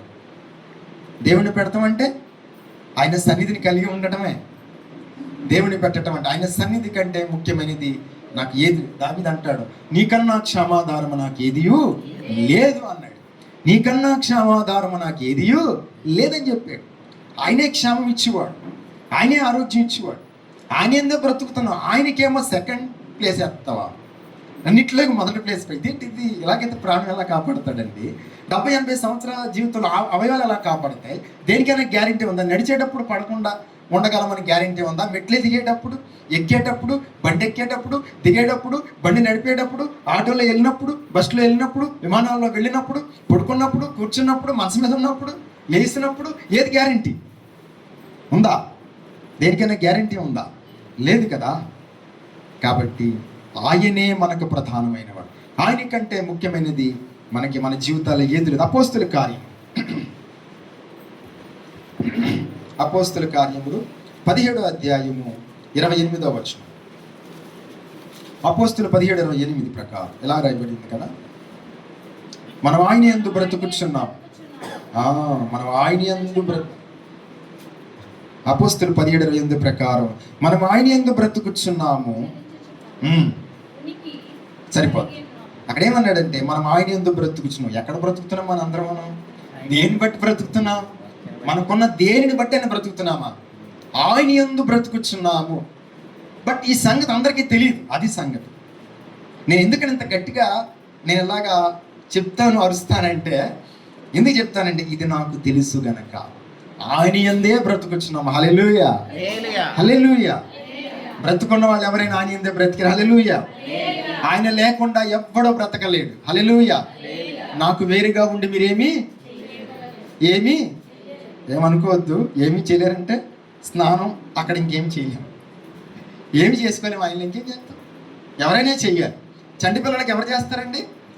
అన్నీ పోయిన వాళ్ళు మంచాల మీద ఉంటారు, ఎవరు చేస్తారండి? భూమి మీద ఉన్న మనందరము బ్రతుకు కాలం అంతా మన పనులు మనం చేసుకుంటూ ఈ లోకాన్ని విడిచిపెట్టి దేవునికి ఆమెను చెప్పి స్తుతించి చేతులు జోడించి వెళ్ళిపోదాం. హల్లెలూయా, హల్లెలూయా. 80, 70, 60, 40, 50, 30 ఎంత బ్రతికిన మన పనులు మనం చేసుకుని వెళ్ళిపోదాం. హల్లెలూయా. ఎవరితో చేయించుకోకుండా వెళ్ళిపోదాం. హల్లెలూయా. బ్రతుకు కాలం అంతా ఆరోగ్యంగా బ్రతుకుదాం. ఏమన్నా లేకపోయినా సరే దేవుని కొరకు బ్రతుకుదాం కదా. దేవా నీకంటే ఎక్కువైంది నాకు ఏది లేదని చెప్దాం. హల్లెలూయా. దేవుని కోసం ఏదైనా వదులుకుందాం, కానీ దేనికోసం దేవుణ్ణి లేదా ప్రార్థనను లేదా సన్నిధిని లేదా వాక్యాన్ని వదులుకోవద్దు. హల్లెలూయా. దేని వదులుకోకూడదు. దేవుడే ముఖ్యం, నాకు నా దేవుడే ముఖ్యం అని చెప్పాలి. నీ ఫంక్షన్ ఆదివారం వచ్చిందని నేను రానని చెప్పాలి. నీకు ఆదివారం వచ్చిందా, మందిరం తర్వాత చూస్తానులే అని చెప్పాలి. అదేంటయ్యా, ఎంత రక్త సంబంధం, ఎంత కావాల్సిన వాళ్ళం మనం అంటే మన ప్రాణాన్ని కాపాడుతాడా, మన జీవితాన్ని కాపాడుతాడా? ఏం కాపాడుతాడో? ఒక పూట ముద్దెడతాడు, లేదా కొద్ది గొప్ప సాయం చేస్తాడు, ఇంకంతకన్నా ఏం చేస్తాడు? లేదా పని ఇస్తాడు, ఇంకంతకన్నా ఏం చేస్తాడు? ఇంకంతకన్నా ఏం చేయగలడా? ఒక మనుష్యుడు లోకమంతా సంపాదించి తన ప్రాణమును పోగొట్టుకుంటే అతనికి ఏంటి ప్రయోజనం అని అడిగాడు. మత్తయి సువార్త 16:26 ప్రకారం యేసు ప్రభువారు ఆ మనుషుడు ఎవరంటే అపవాదం చూపించాడు. నా ప్రియ స్నేహితుడా, నా ప్రియ దేవుని బిడ్డలారా అని ఏం చెప్తున్నాడంటే, అపవాదం అనేవాడు అంతా సంపాదించాడు, ఏంటి ప్రయోజనం అతనికి? లోకాధికారి అతను, కానీ అతనికైనా ప్రయోజనం ఉందా? లేదు కదా. ఈయన యందే ప్రయోజనం. కాబట్టి దానియేలు గ్రంథంలో మనం ఈ మాట చూద్దాం. దానియేలు 3వ అధ్యాయము చూద్దాం. దానియేలు గ్రంథం 3వ అధ్యాయం. నాకు వచ్చిన సమయం దగ్గరికి వచ్చింది. 2 మాటలు మనం జ్ఞాపకం చేసుకున్నాం. భక్తిని కాపాడుకోవాలి, విశ్వాసాన్ని కాపాడుకోవాలి, దేవుని కొరకే బ్రతకాలి. ఈ కాలంలో దేవుని కొరకు జీవించాలి. ప్రభు కొరకు దేనినైనా వదులుకోవాలి తప్ప దేని కొరకు ప్రభుని మాత్రం వదులుకోకండి ప్రియులారా. ఎందుకంటే ప్రాణము, దేహము, ఆత్మ, శరీరము, అవయవాలను సర్వమును కాపాడువాడు యేసుక్రీస్తు ప్రభువారు. యేసుక్రీస్తు ప్రభువారు మన జీవితంలో ప్రధానమైన వాడై ఉండాలి. ఆయన కంటే ఎక్కువైంది ఏది లేదని మనతో మనం చెప్పుకోవాలి. దావీదు అన్నాడు, నా ప్రాణమా యెహోవాను సన్నిధించుము అని చెప్పుకుంటున్నాడు. నా అంతరంగమున సమస్తమా ఆయన పరిశుద్ధ నామమును సన్నిధించుము అని చెప్పుకుంటున్నాడు. తన ప్రాణంతో దావీదు చెప్పుకుంటున్నట్లుగా మన జీవితంలో నిత్యమును మనం ఏం చెప్పుకోవాలంటే ప్రభువే గొప్పవాడని చెప్పుకోవాలి. ఓకే, దానియేలు గ్రంథం ఈ మాట చదువుదాం ఒకసారి. 3వ అధ్యాయము కదా, దానియేలు 3 ఈ మాట మనం చదువుకుందాం. 12వ వచనం చదువుదామా? దానియేలు 3:12. రాజా తాము షడ్రకు, మేషాకు, అబేద్గోలను అబేద్నెగో అను ముగ్గురు ముగ్గురు యూదు. వీళ్ళు ముగ్గురు యూదులు. యూదులు దేవునికి మాత్రమే నమస్కరిస్తారు. మనం ఎస్తేరు గ్రంథంలో మనం అతన్ని మొర్దెకైని చూస్తున్నప్పుడు అతను నయమానికి నమస్కరించాల. అనగా అతను యూదుడు గనక. అంటే యూదులు మొట్టమొదట దేనికి ప్రాముఖ్యత ఇస్తారంటే, ప్రాణము పోయినా సరే దేవునికే ప్రాముఖ్యత ఇస్తారు. యూదులు అన్నమాట. షడ్రాక్, మేషక్, అబేద్నెగోలు యూదులు, దానియేలు యూదుడు, మొర్దెకై కూడా యూదుడే. యూదులు చేసే పని ఏంటంటే మొట్టమొదటి స్థానం దేవునికి ఇస్తారు. ప్రాణాపాయం వచ్చినా సరే వారు అసలు ఎంత మాత్రం చింతపడరు. వారు దేవుని కంటే ఎక్కువైంది మాకు ఏదీ లేదని చెప్తారు. వీళ్ళ ముగ్గురు యూదులట. ముగ్గురు యూదులు బబులోను దేశములో రాజ్యకార్యములు విచారించుటకు నియమించి తిరిగి, ఆ మనుషులు తమరు ఆజ్ఞను లక్ష్య పెట్టలేదు, తమ దేవతలను పూజించుటలేదు, పెట్టిన బంగారు ప్రతిమను నమస్కరించడమే లేదని. దేనికి నమస్కారం అంటే దట్ మీన్స్ ఇది దేనికి లొంగరండి. జీవితంలో ప్రభు దగ్గరికే వస్తారు వాళ్ళు కదా. వాళ్ళు ఏం చేశారంటే అవన్నీ వదిలేద్దాం, టైం తక్కువ. కిందకు వచ్చేసి 16వ వచనం చదువుకుందాం. షద్రకు, మేషక్, అబేద్నెగోయు రాజుతో ఇలాగు చెప్పిరి, నెబుకద్నెజరు, ఇందును గూర్చి నీకు ప్రత్యుత్తరం ఇవ్వాలన్న చింత మాకు లేదు. మేము సేవించుచున్న దేవుడు మండుచున్న వేడిమ గల ఈ అగ్నిగుండంలో నుండి మమ్మల్ని తప్పించి రక్షించుటకు సమర్థుడు. హల్లెలూయా, హల్లెలూయా. నీ నా జీవితంలో ఏదొచ్చినా తప్పిస్తాడు ఈయన. హల్లెలూయా. ఏదొచ్చినా తప్పిస్తాడు. మరణం వచ్చినా తప్పిస్తాడు కదా. ఏ సమస్య అయినా తప్పిస్తాడు. కానీ భక్తిని కాపాడుకోవాలి కదా. భక్తిని కాపాడుకుంటున్నారు కదా. భక్తిని కాపాడుకోవడం అంటే ఏంటి? ప్రాణాపాయం వచ్చినను అన్నాడు మూలవాక్యంలో. ప్రకటన 2:10 చదివాం. ప్రాణాపాయం వచ్చినాను సరే, వీళ్ళకి ప్రాణాపాయం వచ్చింది ఇక్కడ, అయినా సరే భక్తిని విడిచిపెట్టాల. కాబట్టి అక్కడ 16వ వచనం ప్రకారం షద్రాకును, మేషక్కును, అబేద్నెగోయు రాజుతో ఇలాగు చెప్పిరి, నెబుకద్నెజరు, ఇందును గూర్చి నీకు ప్రత్యుత్తరం ఇవ్వాలన్న చింత మాకు లేదు. మేము సేవించుచున్న దేవుడు మండుచున్న వేడిమ గల ఈ అగ్నిగుండములో నుండి మమ్మల్ని తప్పించి రక్షించుటకు సమర్థుడు. ఫస్ట్ ఆఫ్ ఆల్ దేవుడు సమర్థుడు అని నమ్మాలి. 2, మరియు నీ వశమును పడకుండా ఆయన మమ్మల్ని రక్షించును. సాతాను వశమున పడకుండా, దేని వశమున పడకుండా, దేని నుండి అయినా సరే మనం తప్పించడానికి మనం సేవించుతున్న దేవుడు సమర్థుడు కనుక మనం మొట్టమొదటి ఆయనకి ప్రాముఖ్యత ఇవ్వాలి. మన జీవితాలు మొదటి స్థానం ఆయనకి ఇవ్వాలి. ఆయన సన్నిధి అంటే పరిగెత్త. ఎందుకని? ఆయన నీ ప్రాణమును కాపాడును అని చెప్పాడు కనుక కదా. తర్వాత మాట, రక్షింప అంతవరకు వెళ్ళాలి. కానీ ఈ మాటలన్నీ జరుగుతున్నప్పుడు దేవుడు రాలా. ఇప్పుడు నిర్గమాకాండం 16వ అధ్యాయం 4వ వచనం ప్రకారం వారు నా ధర్మశాస్త్రం అనుసరించి నడుతురో లేదో అని నేను వారిని పరీక్షించినట్లు. ఎంత పరీక్షకు నిలబడ్డారు వీళ్ళు? ఎక్కడి వరకు అంటే ఆ మాట చెప్పినప్పుడు వచ్చేయచ్చు కదా. అగ్నిలో వేసేసి లోపలికి వెళ్ళిపోయిన తర్వాత అదే ప్రకటన మనం చదువుకున్న ప్రాణాపాయం వచ్చినను అంతమ వరకు లేదా మరణం వరకు నమ్మకముగా ఉండమన్నాడు. వాళ్ళు మరణం వరకు నమ్మకంగా ఉన్నారు.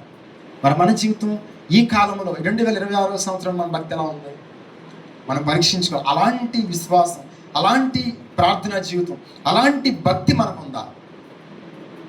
ఏదో సాధారణంగా భక్తి చేస్తే సరిపోదు. ఈ రకమైన భక్తి ఉండాలి. దేవుని కొరకు ఏదైనా విడిచిపెట్టాలి. కానీ దేని కొరకు దేవుణ్ణి విడిచిపెట్టాలి. ఏది చెప్పకూడదు. దేవా నీకంటే క్షమాధానం నాకు ఏదియో లేదని చెప్పాలి. అప్పుడు కదా ఈయన వస్తాడు. ఎప్పుడు పడితే అప్పుడు వచ్చేస్తాడా? ఎప్పుడు వచ్చాడు? ఈయన అలా చెప్పి నిలబెట్టుకుని భక్తిని కాపాడుకుని రాజు మరణానికి కూడా లోబడిపోయి లోపలికి వెళ్ళిపోయిన తర్వాత అప్పుడు వచ్చాడు. విడిచిపెట్టాడు ఈయన. విడిచిపెడతాడన్న మాట మాత్రం ఎక్కడ అనుకోకండి. ఎంత మాత్రము నిన్ను విడువను విడవడు. మరి ఆ మాట నెరవేరిపోద్ది. ఊరికి నెరవేరిపోద్దా? భక్తిని మనం కాపాడుకోకుండా ఆ మాట ఆయన నెరవేర్చాడు కదా.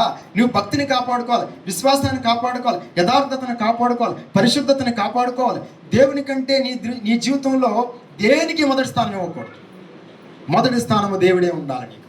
అప్పుడు వస్తాడు. తప్పని ఊరికనే వచ్చేయండి ఈయన కదా. ఆయన దగ్గరికి వచ్చినట్టు మన దగ్గరికి వస్తాడని మాత్రం ఎక్కడ అలా ఊహించుకోకండి. అలా రాడు. ఎందుకు రాడు? ఆయన అన్యాయస్తుడు కాదు. నీవు కాపాడుకోవాలి. మొట్టమొదటి ఆయన చూస్తాడు, పరీక్షిస్తాడు.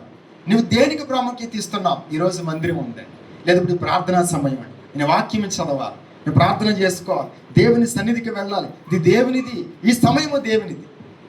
దేవునికి ఇస్తే అప్పుడు ఆయన నిన్ను కాపాడతాడు. దేవునికి ఇవ్వకుండా ఎలా కాపాడతాడు కదా? చాలా మంది అనుకుంటారు నమ్ముకుంటే సరిపోతే కాపాడతాడు, విగ్రహారాధన అది సరిపోదు. పరీక్షకు నిలబడాలి. బాప్తిసం తీసుకుంటే సరిపోదు, నమ్ముకుంటే సరిపోదు. భక్తిని కాపాడుకోవాలి. ప్రాణాపాయం వచ్చిన తర్వాత అక్కడ అలా అన్నప్పుడు వాళ్ళు వేసేసారు కదా. తర్వాత మనం చదువుకుందాం. ఎన్నో వచనం చదువుదాం అంటే టైం అయిపోతుంది. 22వ వచనం చదువుదాం. రాజాజ్ఞ తీవ్రమైనందున, గుండము మిక్కిలి వేడిమ గలదైనందున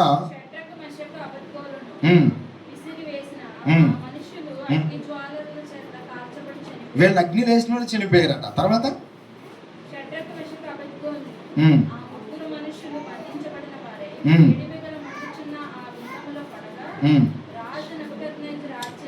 రాజుకు నెబుకద్నెజరు ఆశ్చర్యపడి తీవ్రముగా లేచి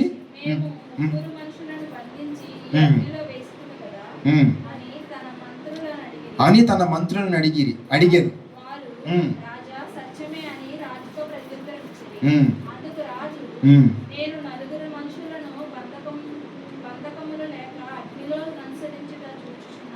అందుకు రాజు, నేను నలుగురు మనుషులు బంధకములు లేక అగ్నిలో సంచరించుట చూచుచున్నాను, వారికి హాని ఏమీ కలగలేదు. హల్లెలూయా, హల్లెలూయా. ఆయన నీ ప్రాణమును కాపాడును. హల్లెలూయా. ప్రాణాలు కాపాడుతున్నాడు. ఎవరయ్యే? శద్రక్ మేషక్ అబేద్నెగోలు. అలాగే చదువుకుందాం. దానియేలు గ్రంథం 6వ అధ్యాయము, దానియేలు 6:23. దానియేలు 6:23. దానియేలు 6:23. రాజు ఇందును గూర్చి అతి సంతోషభరితుడై దానియేలు గుహలో నుండి పైకి తీయని ఆజ్ఞగా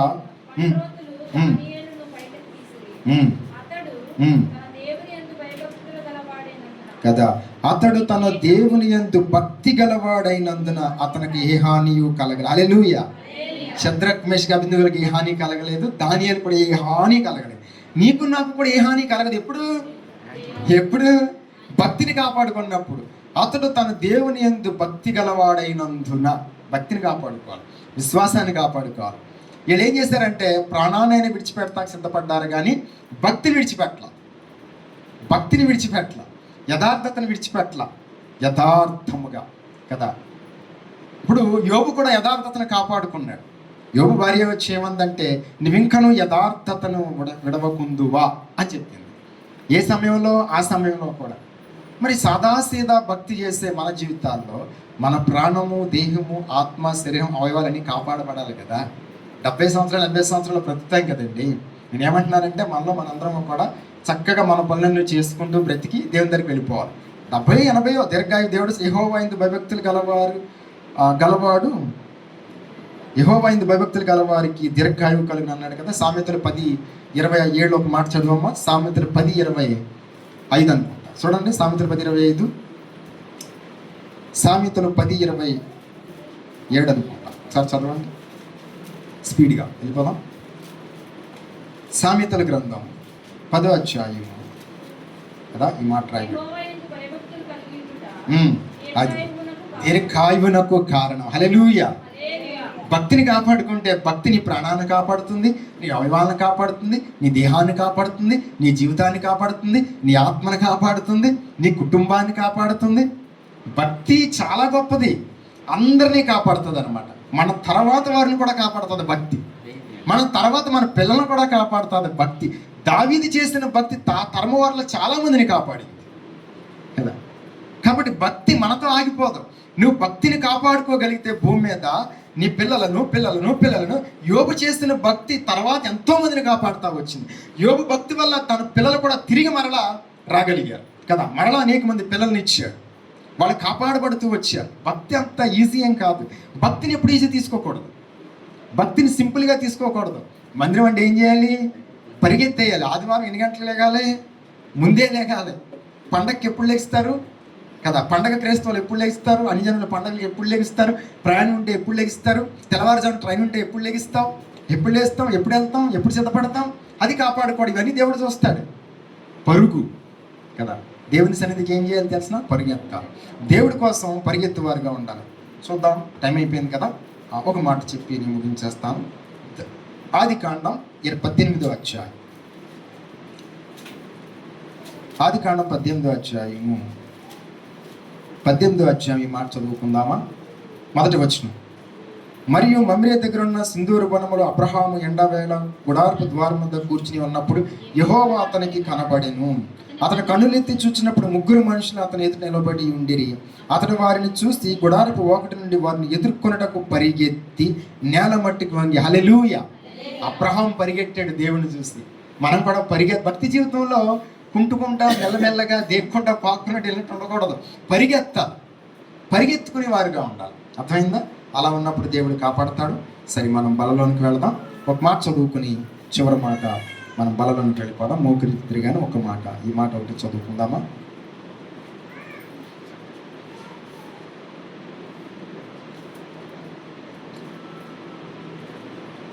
ఎస్తేరు గ్రంథం 3వ అధ్యాయం ఇందాక చదివాం కదా, ఆ మాట చదువుకుని మనం బలలోనికి వెళ్ళిపోదాం.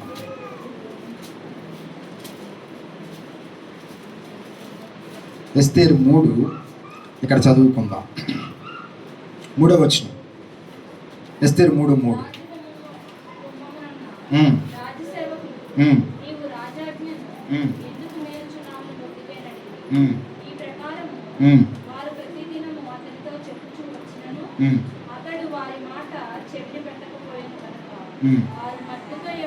మొర్దెకై యొక్క మాట స్థిరపడనో లేదో చూతుమని.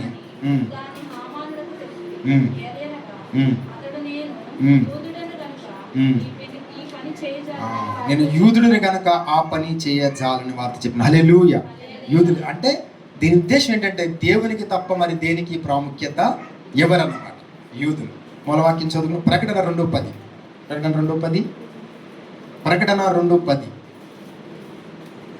గ్రంథం 2వ అధ్యాయం 10వ వచనం. ఇదిగో మీరు శోధింపబడినట్లు అపవాది మీలో కొందరిని చెరలో వేయబోచున్నాడు. పెద్ద దినములు శ్రమ కలిగినను భక్తి జీవితంలో మనం నమ్మకంగా ఉందాం. ప్రైజ్ అలాగే మనం వెళ్దాం. బల్ల ముగ్గురించండి, పరీక్షించుకుని బల్లకు వెళ్దాం.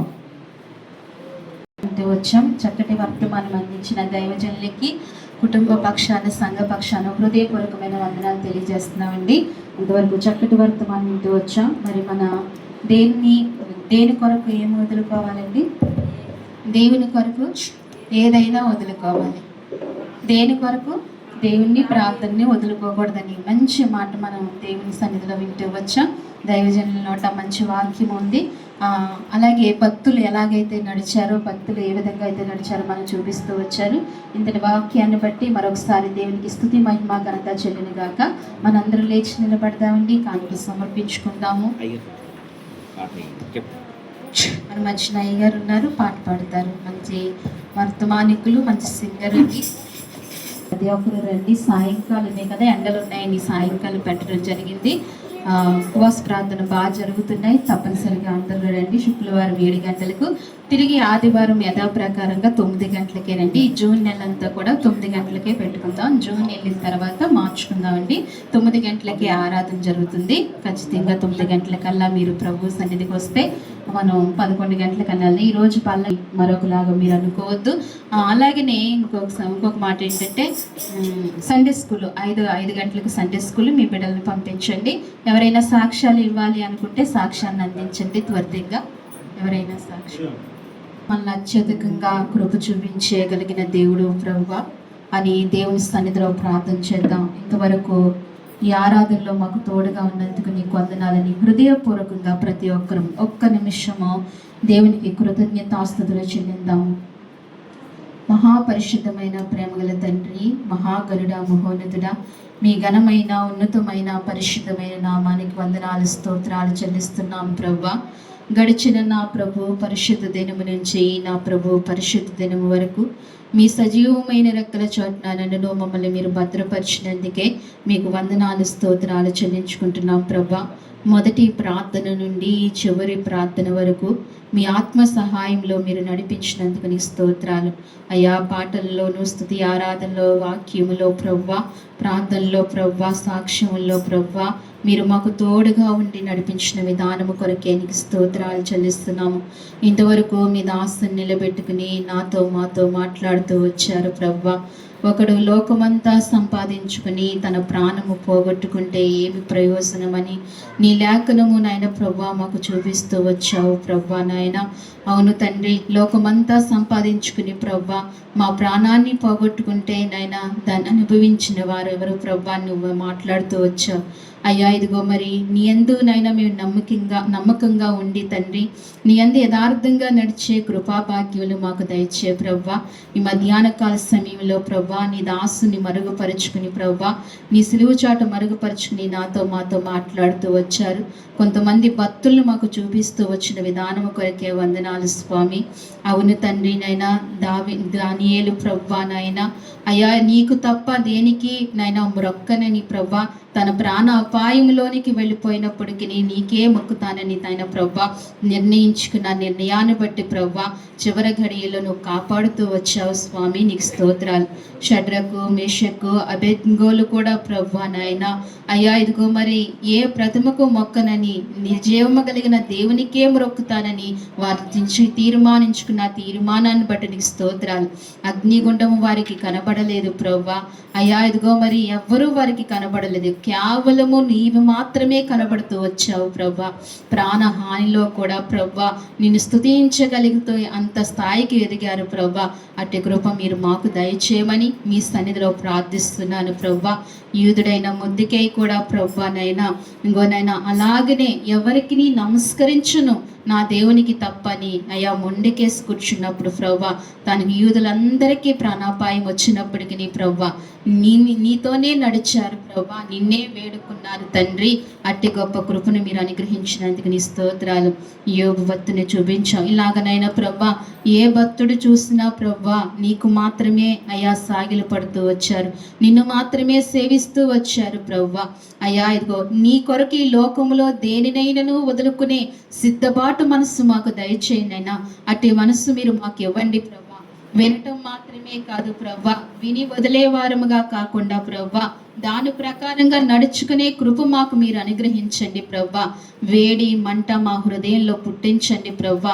చల్లార్పు మాలోంచి తొలగించండి తండ్రి. దేవా నీ కొరకు బ్రతికే కృప ఇవ్వండి ప్రవ్వా. దేని కొరకైనా నీ సన్నిధి వదులుకునే అయ్యా ఆ దుస్థితి మాకు రాకుండా ప్రవ్వా అయ్యా నీ కొరకు ఏదైనా వదులుకునే స్థితి మాకు అనుగ్రహించమని మీ సన్నిధిలో ప్రార్థిస్తున్నాం. ఈ మధ్యాహ్న కాల సమయంలో మీరు మరొకసారి నాతో మాట్లాడారు ప్రవ్వా నాయన అయ్యా. ఇదిగో మరి అవయవాలు కాపాడేవాడు నీవే, ప్రాణమును కాపాడేవాడు నీవే మరువ్వా. నీవు మాత్రమే నేను గొప్ప దేవుడు ప్రవ్వా. నాతో సూటిగా మాట్లాడినందుకు నీకు వందనాలు చెల్లించుకుంటూ ప్రవ్వా నీ దాసుని నాయన బలపరిచినందుకు నీ స్తోత్రాలు. అలాగే మా మధ్యకు పంపించిన దాసుని బట్టి అయ్యా శ్రీపాలయ్య గారిని బట్టి మీ సన్నిధిలో ప్రార్థిస్తున్నాను తండ్రి. అయ్యగారికి మంచి ఆరోగ్యమును బలమును శక్తిని మీరు దయచేయండి, సంపూర్ణమైన కృపను అనుగ్రహించండి ప్రవ్వా. అలాగనే తండ్రి నాయన పంపించిన దాసుల వారి కుటుంబాన్ని కూడా దీవించి ఆశీర్వదించమని ప్రార్థిస్తున్నాను. నీ బిడలైన వారిని జ్ఞాపకం చేసుకో, సంఘ ప్రియులందరినీ మీరు దీవించండి, ఆశీర్వదించండి. పేరు పేరున మీరు ఒక్కొక్కరిని మీరు జ్ఞాపకం చేసుకోమని ప్రార్థిస్తున్నాను. నీ సన్నిధికి ఎవరైతే వచ్చారో ప్రభా వారిని నిండారుగా దీవించి పంపించండి. నీ శరీర రక్తంలో పాలు పొందారు, వారి కృపను అనుగ్రహించారు తండ్రి. నీకు స్తోత్రాలు అయ్యా. మిగిలిన బిడ్డలకు కూడా నాయన ప్రభా అట్టి కృప మీరు అనుగ్రహించమని మీ సన్నిధిలో ప్రార్థిస్తున్నాను. బలహీనులను జ్ఞాపకం చేసుకోండి అయ్యా. ఈ సమయంలో ప్రభా యశోదమ్మ గారి కొరకు నీ సన్నిధిలో ప్రార్థిస్తున్నాను. ఆమె కంటి ఆపరేషన్లో మీరు తోడుగా ఉండండి ప్రభా. చక్కటి ఆపరేషన్ జరగటానికి సహాయం చేయండి స్వామి. అయ్యా సుబ్బారావు గారిని కూడా జ్ఞాపకం చేసుకోండి ప్రభా, బలపరచండి. ఇలాగేనైనా ప్రభా తల్లి సావిత్రమ్మ గారిని జ్ఞాపకం చేసుకోండి, ఆరోగ్యం ఇవ్వండి, బలం ఇవ్వండి, శక్తితో నింపండి ప్రభా. అయ్యా అలాగే లీలమ్మని జ్ఞాపకం చేసుకోండి. లీలావతి గారికి మంచి ఆరోగ్యంను బలమును శక్తిని దయచేయండి ప్రభా. ప్రయాణంలో మీరు తోడుగా ఉండండి స్వామి. కుమారి గారిని వారి అన్నయ్య గారిని జ్ఞాపకం చేసుకోండి ప్రభా. వారి అన్నయ్య గారికి తగిన స్వస్థతను మీరు అనుగ్రహించమని మీ సన్నిధిలో ప్రార్థిస్తున్నాము తండ్రి. ఇలా బలహీనులు ఎంతో మంది ఉన్నారు ప్రభా, వారిని మీరు ముట్టుకోండి, స్వస్థపరచండి, నీ గాయపడిన హస్తం ఉంచండి తండ్రి. దీర్ఘకాలపు వ్యాధులతో బాధపడుతున్న వారికి తగిన స్వస్థతను మీరు దయచేయమని మీ సన్నిధిలో ప్రార్థిస్తున్నాను తండ్రి. సంపూర్ణమైన ఆరోగ్యం పెద్దలైన వారిని మీరు జ్ఞాపకం చేసుకోండి స్వామి నాయన. అయా నీ దాసురాలు అత్తయ్యని జ్ఞాపకం చేసుకోండి ప్రభా, సీతమ్మ గారిని జ్ఞాపకం చేసుకోండి ప్రభా. అలాగే తండ్రి నాయన ఇదిగో మరి గొల్తి జయమ్మ గారిని జ్ఞాపకం చేసుకోండి ప్రభా, గొల్తి లక్ష్మి గారిని మీరు జ్ఞాపకం చేసుకోండి స్వామి నాయన. అయా ఇంకా నైనా ప్రభా జయలక్ష్మి గారిని జ్ఞాపకం చేసుకోండి స్వామి నాయన. ఇంకా ఎవరైతే పెద్దలు ఉన్నారో ప్రభా, వారికి సంపూర్ణమైన ఆరోగ్యాలు మీరు దయచేయమని మీ సన్నిధిలో ప్రార్థిస్తున్నాను. అలాగే సౌభాగ్యాన్ని జ్ఞాపకం చేసుకోండి, కాళ్ళను ముట్టుకోండి, స్వస్థపరచండి, నీ గాయపడిన హస్తం ఉంచండి ప్రభా.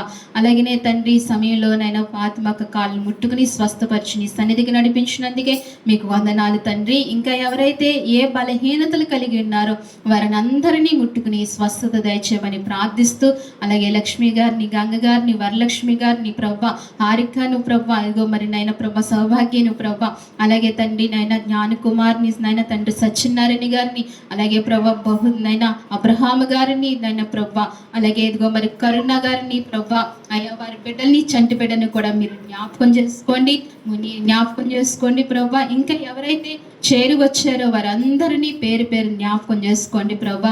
శివని జ్ఞాపకం చేసుకోండి ప్రభా. ఇదిగో పెద్దలు మొదలుకుని చిన్నల వరకు అందరినీ పేరు పేరున మీరు దీవించి ఆశీర్వదించమని, ఈ ఆరాధన ఈ రీతిగా మీరు జరిగించుకున్నందుకే మీకు వందనాలు స్తోత్రాలు చెల్లించుకుంటూ మరొక తరుణం మా అందరికీ మీరు అనుగ్రహించి నడిపించమని, ఈ ఎండవేళలో ప్రభా మంచినైనా అయా చల్లదనం నీ బిడ్డలకు అనుగ్రహించండి. ఆనాడు ఇశ్రాయేలు నడిపించినప్పుడు మేఘస్తంభం అనుగ్రహించినట్లుగా ప్రభా ఈనాడు నీ బిడ్డలైన వారందరికీ తండ్రి నైనా నీ మేఘస్తంభంతో నడిపించి అయా చక్కటి వాతావరణాన్ని మీరు మాకు అనుగ్రహించి నడిపించి కృప దయచేయమని, బిడ్డలందరినీ దీవించి ఆశీర్వదించమని, ఇంతవరకు మీ సహాయం మాకు అనుగ్రహించినందుకు నీకు వందనాలు చెల్లించుకుంటూ స్తుతించి ప్రార్థించి మా ప్రియరక్షకుడైన యేసుక్రీస్తు వారి నామంలో అడిగి వేడుకుంటున్నాము తండ్రి. మన తండ్రి అయిన దేవుని ప్రేమయు, కుమారుడైన యేసుక్రీస్తు కృపయు, పరిశుద్ధాత్మ అన్యోన్య సహవాసము మనకును సార్వత్రిక సంఘమునకు మన కుటుంబాలకు ఇప్పుడును ఎల్లప్పుడూ సదాకాలము దేవుడు తోడైండి నడిపించును గాక. ఆమేన్. యేసు రక్తమే జయం. యేసు రక్తం సంపూర్ణమైన విజయం కలుగును గాక. ఆమేన్, ఆమేన్, ఆమేన్.